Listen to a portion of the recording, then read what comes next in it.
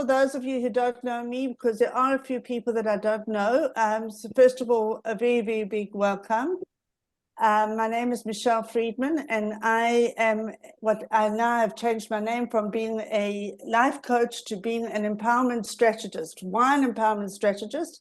Because I love to empower women over the age of 50 to lead lives with fulfillment and purpose. And this is a very, very important thing for me to do. So a lot of my clients come to me with problems with either retiring, bereavement, not knowing how to move themselves forward at different issues in their lives. And I work with them to really empower them and to live with their lives with intention. That is what I do. Tonight, a real big passion of mine is self-care.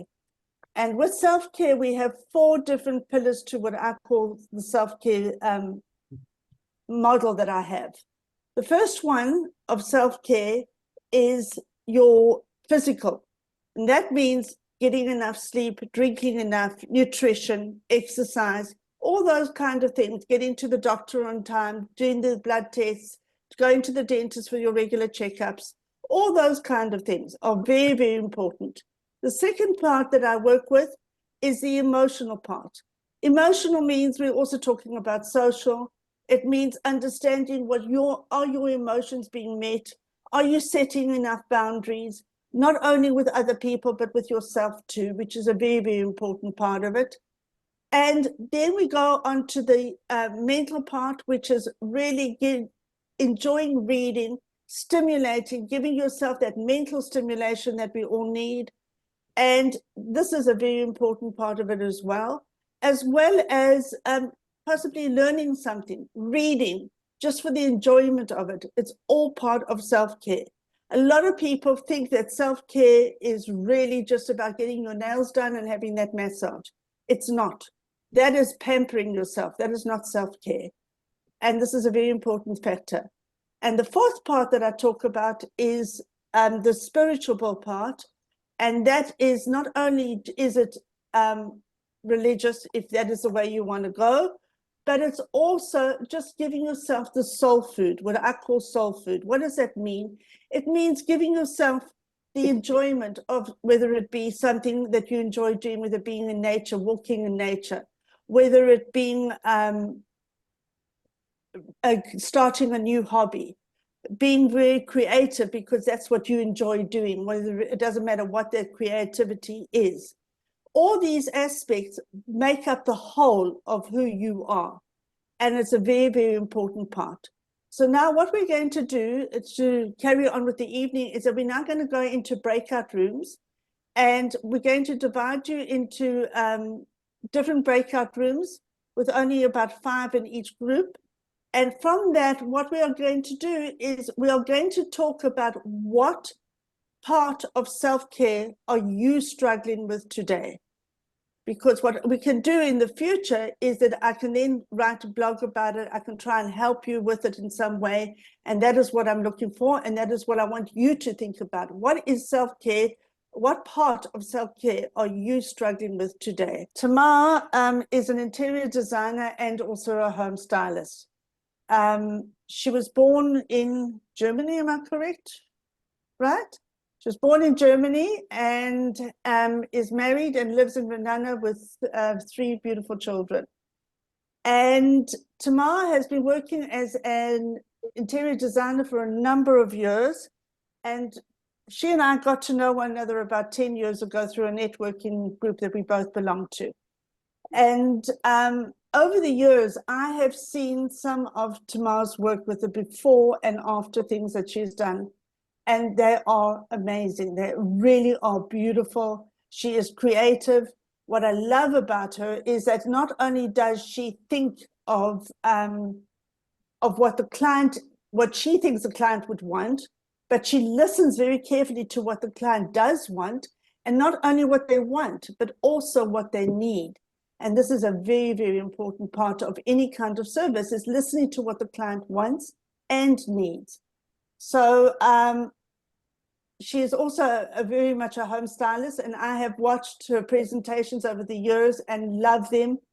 And if I had the opportunity to call her in and let her do my entire home, I know I would have something absolutely amazing. So based on that, I am Tamar, over to you. Okay, so I'm gonna, after this, I don't know how my presentation, the expectations are very high now. Okay, I can't share my screen. Hang on a second, hold on a moment. I'm gonna make you, wait, hold on, I'm gonna make you co-host. You just need to do to share multiple screens. You don't need to make. No, hang on. I've just made her a co-host. Right, So there you go. There you are. Okay, so Tamar, go for it now. Okay.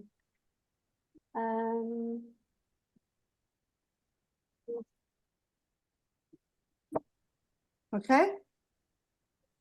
Yes, can you see my screen? Yep. Yeah. Yes. Okay, amazing. If anybody has a question in between, feel free to just jump in and ask. So I'm going to speak about home styling today. As Michelle said, I'm an interior designer and a home stylist. And I work mostly with new immigrants.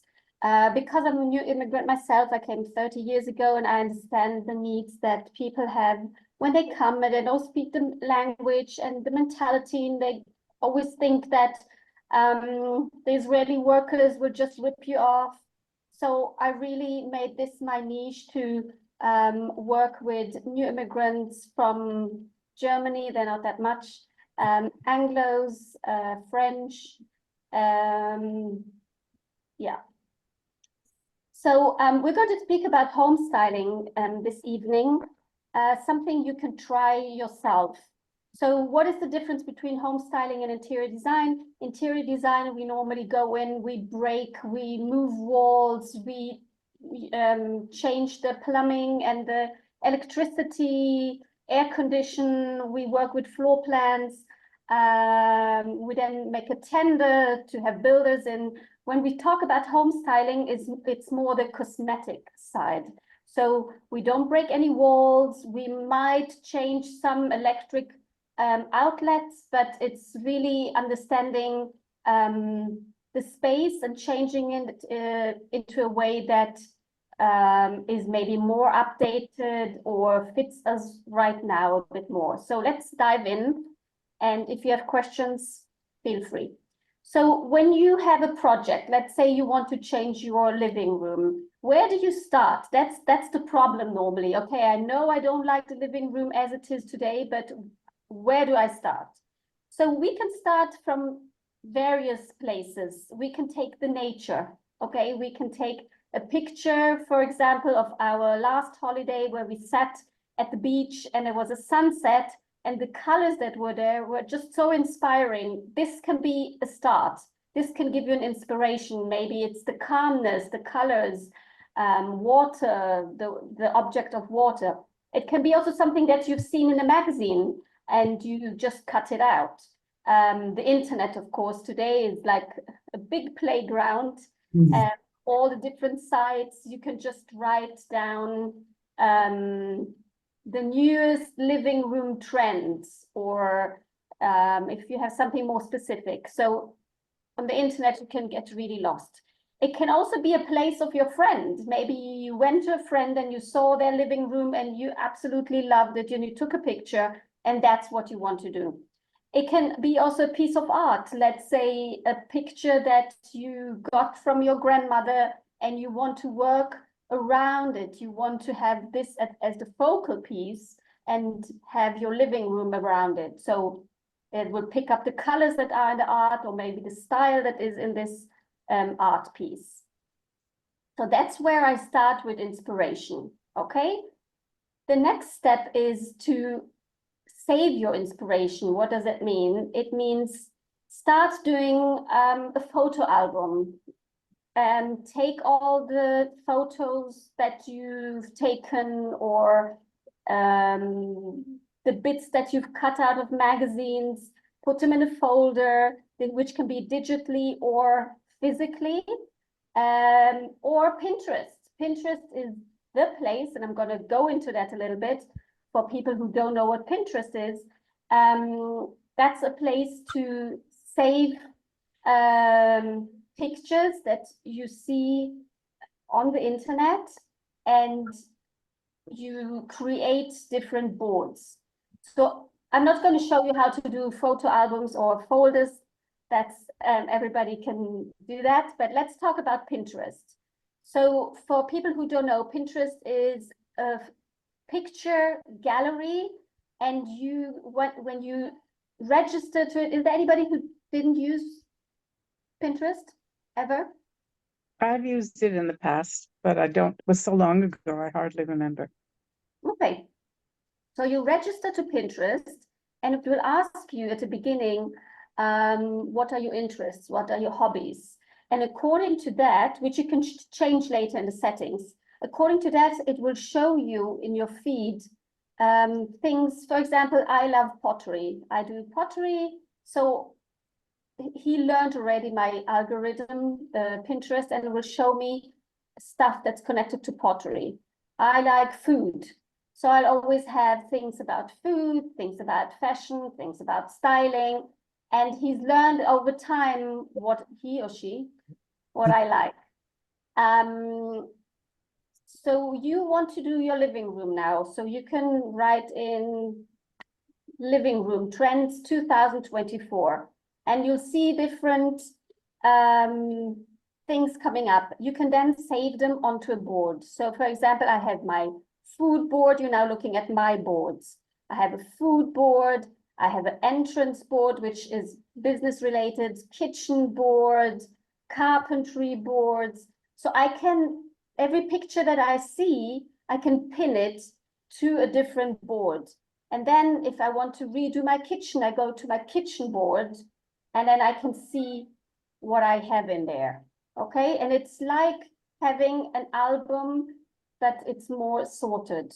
Okay, but if you look at the next slide, I've for example, I took this picture, I enlarged it, and then I have a save button here, and it will save it to my board bedroom. Can you see that? Okay. Right. And that is how it works. The more you save, the more Pinterest will actually learn what you like and what you don't like, right?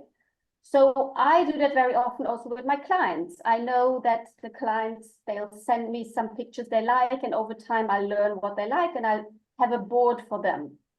So let's take this example of a bedroom. There's a headboard here in brown, this light bulb, and this greenish color. Okay, so this is what I liked, and I put it into my bedroom board. Another place is to look at your own closet. Right? So what are the colors that you're wearing? What is your style? Do you use accessories? Do you have a lot of clothes? How is your closet? Is it full? Is it empty? Do you throw out regularly your stuff? You should take a closer look, or let your friend take a look at how you get dressed, and you can really understand what your style is. There's a big connection between fashion and interior design. So have a look. Okay, are you smartly dressed normally? Then you will normally also like your place to be very clean and elegant, or are you more the type that has flowy dresses? So maybe the colors that you use, you'll also like in your interiors, okay? So think about it. We don't always pay attention, but very often when we see people, how they get dressed, we see their interiors, it really reflects them. Okay? Are you all with me? Yeah. Great. Okay, so here you can see, I took this from the internet, which is very monochromatic, very tidy. And then I found this picture, which I think really could be the place of this woman that has this closet. Okay, it's a very monochromatic, elegant interior. And this woman that I can imagine here seems to me to be very elegant. She has all different shades, but still in the same, we don't have like crazy colors. There's no red or purple. It's very calm, very ragout, okay? Let's go on to the next slide. Okay, so we've talked about inspiration, okay? We opened mood boards, we put all the different pictures that we like, or we opened a folder and we put all the cutouts of magazines in there. But what now? Now I have a whole bunch of pictures in my Pinterest board. So what I do is I take a closer look at it and I try and find the common thread that goes through that, okay? If you look at your photos, maybe you see that you always put in there the same colors. Maybe you'll find out that you're more the monochromatic person. Maybe you love different colors, you love crazy colors. Maybe you see that you have the same materials. Maybe you have a lot of leather. Maybe you like glass. But at the beginning, when you save, don't go into details. Just put in there what you like, what really feels good to you. But then when you try and analyze this, you'll see that there is a common thread. There's something that runs through. You'll see that whatever you like is something that talks to you. It will talk to you in other pictures as well. Okay, so you have a common thread, you have the inspiration, you have your common thread, and what now? Now you create your own mood board. So I'll show you an example of, do you remember the bedroom that I had at the beginning? Okay, so I take out the color palette. Can you see this one here? This is the color palette that I took out from the colors that I've seen in this picture. Should I go back up to the picture a second? Here.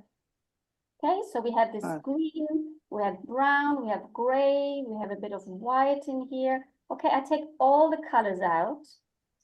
Going back to my color palette. You can see the green, the brown, the light gray. Okay, so this makes it much easier to define, okay, I really like these colors. Look how they go together. I put here some material. Doesn't need to be one-on-one exactly from the picture, but I'm taking out this white, crisp, very elegant material. A headboard. This is something I found online, which really resembles what I saw on the picture before. And a light that comes down, that is over the night table. Okay, so I have a mood board that breaks the room into little bits and pieces. Okay, so I know I need a headboard, I know I need lighting, I need bed linen, and I want to use this color palette in that room, which can be the wall color, it can be the bed color, but I want to use these colors, okay? So this is my mood board. So I started with the inspiration, I put it all into a folder, and now I have my mood board. I'll show you another mood board, which I did for a client. She was 12 years old at that time. It was a bat mitzvah present. And what we did, we sat together with the mother and the daughter. You can see here the floor plan. And what we did is we took these little bits that we found and showed in the floor plan where they're going to sit. Okay, so we have here, as you can see, is that too small or can you see it? Yeah, it's fine. Okay, so we have here the desk. This is the kind of desk that she wanted. This is the bed. We wanted a white bed. These are the colors. See these little dots here around. Okay, and then I wrote down everything, which becomes like a shopping list. So I have a white bed. We want to paint a wall, a desk or a night table, the lamps, the rug, the tent. Here's a tent, like a reading tent. Okay, so this is a mood board, which again breaks it up into pieces and makes it much easier to understand. We don't feel so overwhelmed from a picture and say, okay, where do we start? Okay, I broke it up. I know I need a bed and I want it to be white. I want this kind of tent with the lights on it to have like a reading nook. Okay, this whole picture is like broken up. Then we get to the next stage, which is to define our style. Now this is very, very difficult because there are like 100 styles out there. And I've put for you together 5 styles which are very common. So we have the rustic style, I'm sure you all heard about it, the modern one, boho, vintage, and industrial. Okay, and we don't need to be necessarily completely in one. Okay, the idea is to be vintage, but you can have one piece that comes from the industrial style, or you're modern, but you'll have one sofa that is rustic. Okay, so you can play around a little bit with it. Okay, so let's talk about the rustic. So you see here a picture as an example. I think you would all understand that this rustic, sometimes it's close to a Tuscan style. We see that a lot in Italy or South France. A lot of times in Israel, people like what they call light rustic or modern rustic, which has a touch, but it's not as heavy because we don't live out in the farms. We live in the city, most of us.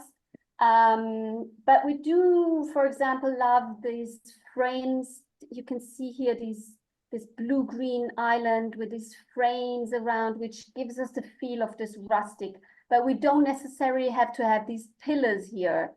Okay, so we can take details and make it a little bit more light rustic. In general, rustic presents the natural and the rough look. And we often have a lot of wood. It can be painted wood, it can be parquet. That's the rustic style in very short. You can see the light fixture, which is very rustic here, and the beams. Okay, really reminds us of an Italian kitchen where you can smell the spaghetti, carbonara, whatever. Okay, next style is vintage. Okay, so vintage is something from the past, from the 20th century, and the mid-1900s. And we see pieces of retro. If in this case, it's a bathroom and we have the wallpaper with the flowers, antique things, pieces which are retro, that's vintage. And obviously over time, the vintage will become what we are, where we are now. But for us, vintage is obviously going back, giving us this nostalgic feel. Yeah. The next style is modern. Okay, we talk about clean lines, a lot of light, a monochromatic color palette. So we don't have a lot of colors. We're staying, as you can see in this picture, here it is white, cream, wood, brown, beiges. That's it. So very calm look. Minimalist, okay, we don't have any cornices or rounded things, okay, very clean lines. That's the modern look. The industrial look comes from warehouses. We have a lot of cement. We have walls or pillars which are distressed, so we can really see the cement. A lot of metal. You can see, like in this picture, that the light fixtures, you know, you can see everything is exposed. You don't have anything hidden in the walls. We want to see it like in a warehouse. Bricks, sometimes we can find real bricks behind the walls of plaster, and that gives really the look to it. So a lot of dark colors, wood, natural materials like metal, that's the industrial look. And the next one is boho. So boho is like a very free-spirited mix of different culture, which can come from Africa and can come from all over the place. It's eclectic, meaning it's different things together, and that works fine. Okay, you don't have to be afraid of mixing things that you found somewhere. Shuka pishpishin, flea market, natural material, everything goes. Okay, it's very boho. As you have also the fashion boho, it's the same thing again. Always a big correlation between fashion and interior design. Okay, so the way to get started, said Walt Disney, is to quit talking and begin doing. Okay, so we talked about inspiration, we talked about putting a folder together, doing a mood board, understanding your style, and what now? Now we do the shopping list. Okay, so we obviously have to take a budget into account. We started doing the mood board where we took everything apart and said, okay, we need a headboard. So let's go onto the internet. You can see today very often prices of everything already in the internet before you go to a shop. You don't want to spend the money and you start shopping. Make a shopping list. Okay, I'm going to go to IKEA. I need a side table for my bedroom. Okay, it costs 100 shekel plus transportation. Next, I need this rug. Where do I buy it? I do all my research online, and sometimes I also go to the shops to feel the material, and I put all my shopping list together. Now, when I have a shopping list, same with groceries, I'll actually put something together. If you don't take a shopping list, you'll buy this, you'll buy that, that's going to be on sale. You get home and there's no meal that you can cook out of it. It's the same thing when you want to put a room together. You do a shopping list after you've broken everything apart and you know exactly, okay, I need a night table. That's what I want to spend for it. I need a rug. I need whatever. I break it up and I do a shopping list. So do you remember this mood board from before? So that was the dream. That's what the girl, the bat mitzvah girl wanted. And that's how it looked in the end. Okay, so you can see we drew these golden points on her wall. And she has the color palette that she wanted and this desk. And we arranged it all in a way. And yeah, so I'm going to go back. That's how it was supposed to be. And that's how it came out.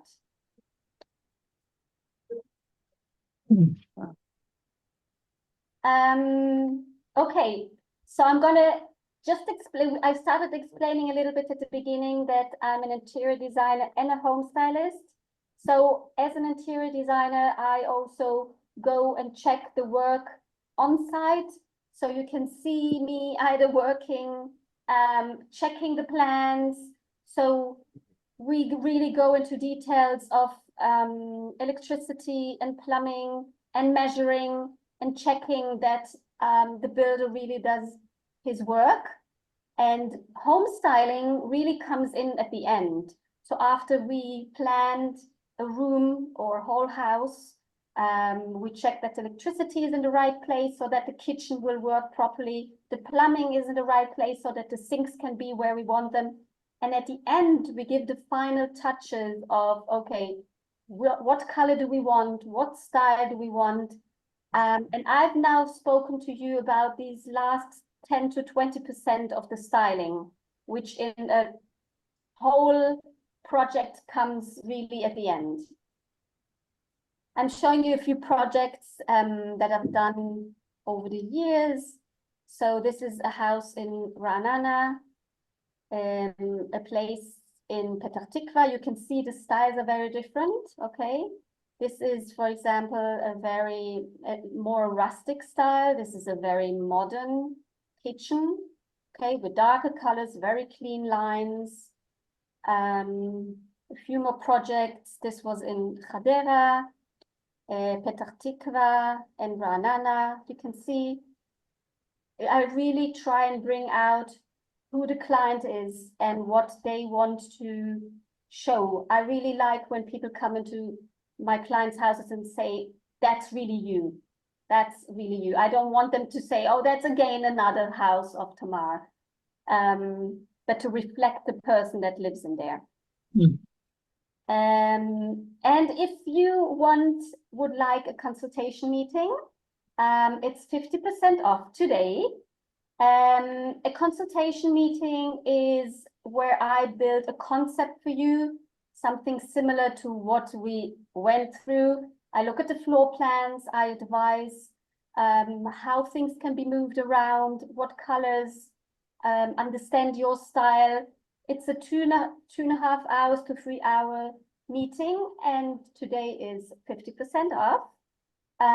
If you decide later you want to work with me, if you have a project, then you get the money back that you invested for the consultation meeting. And that can be, again, for a house, for a flat, for a project, any size. That's it. That's me. If you want, you can. Can I ask a question? Absolutely. Please go ahead and ask questions. Everybody was shy asking questions. Yeah. Tamar, you know, you mentioned that you work a lot with Olim, and I have a question to ask whether, when I first came to Israel, I found Israeli homes very bare. There was no pictures on, no paintings on walls, no colors on walls. It felt like very unstyled. So I'm wondering whether your decision to work with Olim is because, for some reason, I think Olim might have more of an idea of styling than Israel. Have you found that at all? No, it really depends. Well, first of all, we see obviously differences. The Israelis prefer, they don't use a lot of color. They'll very often, everything is white and cream. As you said, not very often we see art or pictures. But again, it depends on the style. Because if you are rustic, then you will have, if you're eclectic, you will have some art. Maybe you've been to a lot of modern places. You don't see a lot of carpet. You don't see heavy curtains here, which is connected to the climate as well. Right? A lot of dust. If you live close to the sea, I don't have to tell you all how much dust we have here compared to where we come from. So everything is just without carpets, maybe a rug. Curtains are very transparent, see-through, and we have a lot of light, which it's a different light than we had abroad. So how do you bring in the different styles if you're not going to have the elements of paintings or carpets or curtains which add to a style? Doesn't it make it harder? First of all, it depends again on the style. If the style is very modern and people don't want, then that's fine. People who want to warm up their place with accessories, we have throw pillows and cushions, and there's so much more you can do. Rugs and plants and accessories in little on shelves. I mean, you can warm up the place with accessories as well. Right. Colors on the wall add a lot of character. For sure. Don't see that so much anymore, though. I remember also when I first made Aliyah, it was very like clinical, the Israeli homes, you know. But these days, I do see more style, more color, more accessories. Unless it's the kind of people I mix with, I don't know. But yeah, it's a lot more stylish and also we have today a lot of shops of styling here in Israel, which we didn't have 30 years ago. Today, we're really out there. I mean, we get things from Italy, and we have amazing creators here and artists here in Israel, and there are loads of shops. You can get everything here today. Okay, it's changed. Other questions? Yes. I was when you showed the 3 different pictures of the kitchens, or not just the kitchen, the homes, the rustic style, the modern style, and there was another style there. I could see the different chairs in each one. I could see why the rustic kitchen was rustic because of the chairs, but On the whole, they all look. I mean, I didn't really see much. I couldn't really tell, you know, maybe because I'm not an interior designer, but they all look very clean cut to me. Very, you know, they all looked modern to me, really, unless that's just me, my perception. You know, when you said, oh, this is rustic, then I thought, oh, the chair, and it's got a round table as opposed to an oblong table and so on. Yeah, that one. Okay, so this one has very clean lines. You can see it has no handles. Okay, so hasn't got the accessories. It has the darker color. You can see this lighting, which is very straight. You don't have anything that's rounded or romantic. It's very modern, it's very straight. Okay. If you look here, you have more the rounded seats, you have this. You have, look at the lampshade. You would not see that in a modern kitchen or dining room. Okay. Okay. It's little details. And again, you can take the rustic to one side and to the other. There's a wide range. Okay. Thank you. I have a question. We talk colors. You mentioned about fashion and colors, and you mentioned about home styling or interior designing and colors. They also play a very big factor. What colors would you say are like what you would call cold colors, maybe, or warm colors? What is it? Can you sort of just give us a little bit of a palette of what the colors are? And if you try to bring a bit of warmth into the home, how would you do that? You know, if you already have your lounge suite and your sideboards or whatever it is that your units that you've got for your TV or whatever, and you don't want to go and spend a fortune of money on creating or adding more to it, how can one add to it in a way that brings in a bit of warmth, maybe, or a little bit, maybe makes it a little bit cooler? How do you do that? What is the best way to do that? Normally, we look for adding warmth. That's what people are missing. Right. Rarely people want to add cold to their places. Very often they'll feel it is too cold, and how can we make it more cozy, more homey? As I said before, rugs and plants and throw pillows. What is amazing about these things, they don't cost that much. Right. You can change it again in 2 years if you suddenly prefer other colors. I wouldn't say don't change necessarily your sofa into red, okay? But you can put red cushions. You get fed up of it, you change it. Same with accessories. Now, red is a cold color. Blue is a cold color, so we will opt more for browns, beiges. We can add a little bit of green and blue, although blue is a cold color, but I wouldn't go for just a blue pillow if I'm looking to add warmth. Okay. What else? What about things like, you know, I went into one home where I saw a multitude of colors on the sofa. She had a leather couch that was cream in color, and she had pink and blue and turquoise and red and orange and yellow, all those kind of colors on there. And at the beginning I went, oh, wow. And then afterwards it actually really, I thought, okay, I can understand that this is the person, as you say, it reflected her personality. Yeah. But what colors would you recommend for like a white couch as well, something that wants to make it a little bit warmer? I would go for beiges, browns, something like that. Stay like monochromatic. Okay. Also, I wouldn't go for a white sofa, but right. No. Pastel shades? Sorry? Pastel shades, perhaps, like pale pink, like a pale blue. Yeah, like I wouldn't go for strong colors, something smooth. Yeah. Yeah. Like a turquoise, also very nice. And how important are pictures on the walls? Sorry? How important are pictures, to have pictures on the walls? I think it's very important. Very important. It's everything that's accessories. It's like putting on your necklace, It's like putting on earrings. It's giving the final touches to the way you're dressed. I'm going again to fashion, but it's the same. You put a hair clip, you put your glasses, it's giving the final touches. Otherwise, as a lot of people here said, everything looks bare and cold. And we very often want a place to look homey. Right. Okay. Inviting, yeah. Okay. Hila, you had something else to say?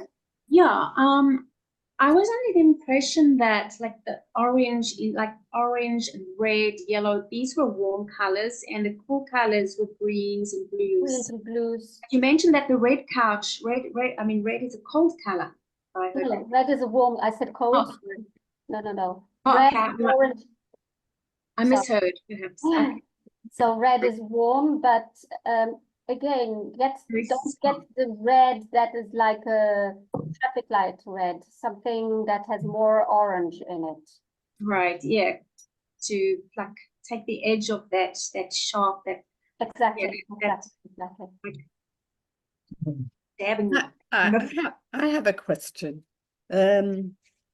As there's a shortage of building, I feel that the Kablanim are making the apartments smaller and smaller and smaller. And when you were talking about accessorizing apartments, you know, with paintings and stuff, I found that in my building, because the flats are so small, that everything's minimalistic. They have a little sideboard underneath the television. There are no books. There's hardly any. There's one picture. So here we have examples of massive houses. So how do you make something intimate or your own taste in something so small and not make it cluttered? Right. That's always the fear. But you still, even if you have a small space, you should still have some pictures. I think the picture is something personal, and it gives you a personal touch in there. You'll have one wall, right? Don't put a lot of different, it depends really. I mean, I need to see the place. Don't overclutter it, but don't leave the walls too bare. It's fine to have one wall with nothing, have a mirror over, let's say, a console table. It doesn't need to be all art. You don't want it to look like a museum, but you'll have place to put something personal in there. And unfortunately, yes, the Kablanima building every time a bit smaller, because here in Israel, everything goes according to the number of rooms that you have and not the square meters. So they sell a 5-room apartment instead of a 80 square meter room apartment or whatever. So that's the problem. Right. Okay. Yeah, thank you. Tamar, I have a question. Yeah. In connection with what Susie was just saying, have you actually got, it'd be interesting to see pictures that are not such, these 3 pictures are beautiful, huge areas, but have you got pictures of something that is smaller? So this is a flat here, the middle one. It's just that we opened up a room to make it a big kitchen. But let me think if I have here a picture that I can show you. But yes, I do flats and I do houses. I'm just trying to go back. But yeah, I do have places that are smaller, definitely. Not everything is that big. I didn't prepare my presentation, but It's okay, it's okay. Maybe tomorrow you can put some pictures up in Facebook and we'll put it on the WhatsApp group I afterwards can for put on a those. WhatsApp group. Yeah. Yeah. Okay. So some pictures of what you've done from the home styling perspective as well as from the interior. Yeah, the interior of small places. All right. Yeah. Okay. Anybody else got any questions for tomorrow? No? Yeah, it's been so quiet the whole evening. Yeah. Benny? My son Michelle? is getting married to Tamar's daughter. There we go. Yeah, Mazel tov, Batya. Yeah. Thank you. So we're Yeah. nearly family. I do have Nearly. a question. I do have a question, if I Yeah, might. please do. Can you recommend where a place for buying curtains, drapes? Well, not drapes. I mean, I just Blinds. need to change. I need to change what I have, and I don't even know where to start looking. Where do you live? In Kadima. In Kadima. Okay. So there are either, I normally work with a few people that come to your home, have a look at the place to understand what your style is. They'll take measurements and they'll give you an offer. So I'm happy to speak to you later to give you 2 names, Oh, okay. and they will come to your place and see what you need. Well, you know, first, before I even do that, I would just like to see the colors and styles, because it's not a question of getting the measurements. That's easy. It's just deciding, you know, choosing something that I like, that you know, that adds to the present decor that is there. What room are you talking about? The living room. The living room. Okay. I would need to see pictures of the living Right. room, what you have, and what is the size of the windows? Is it curtains? Is it blinds? Does it need to be blackout? Does it just need to be for dressing up the place? So difficult to answer like that without seeing. Yes, of course. No, I just meant, you know, I thought that I would myself look around in shops, because I don't necessarily need to have someone come in and measure. Right. What I need to do is just see a variety. So I just thought if you Oh, had, yeah. So in Ranana and Natanya, there are places I can send you to. Just walk in and get a feel for what there Yeah. is. Yeah, that's kind of what I meant. Yeah. Okay. I think, I think what just to pick up on what Judy was saying, I think that, you know, we can go to the internet and get inspired by what we see on the internet and so on, but sometimes it's not available in Israel, or the material is not suitable for our climate, or so being able to go somewhere in Israel and actually look at these curtains, feel the curtains, see what texture they are, might be so very helpful before making a decision on sort of a curtain or whatever it might be. Yeah, you can also take a picture with you to the shop, and they'll be able to advise you, okay, this one fits, this one I wouldn't advise. You know, they'll give you their insights. Mm. You can also have a look online, Judy, and see what there is there and get an inspiration from that, which is exactly what Tamar said. And a place like Next, N-E-X-T, which is in England, they actually deliver to Israel, and they've got some fabulous stuff, and the prices are not exorbitant. So you could have a look at that, for example. And IKEA also sell curtains if you're looking, if you want to go and get an idea, just to get a feel of it, to see, and then decide which is the better way to go. Mm-hmm. Or to go Okay. to a proper curtain I can send you to the shop. shop later. We can talk later. I can send you Yeah. to shops to see. I would imagine, though, it will also, you know, it depends on what colors you have in your living room. And also, you have a lot of accessories and ornaments and things you might want to have plain. I don't know. I'm just talking from the top of my head. You might want to have plain colored curtains. If you have a relatively bare room, you might want to have curtains with a bit of a pattern or something, or more than one color. You know, I guess that also factors in. You can even take a photo of your place and go to the shop, and they'll be able to assist you.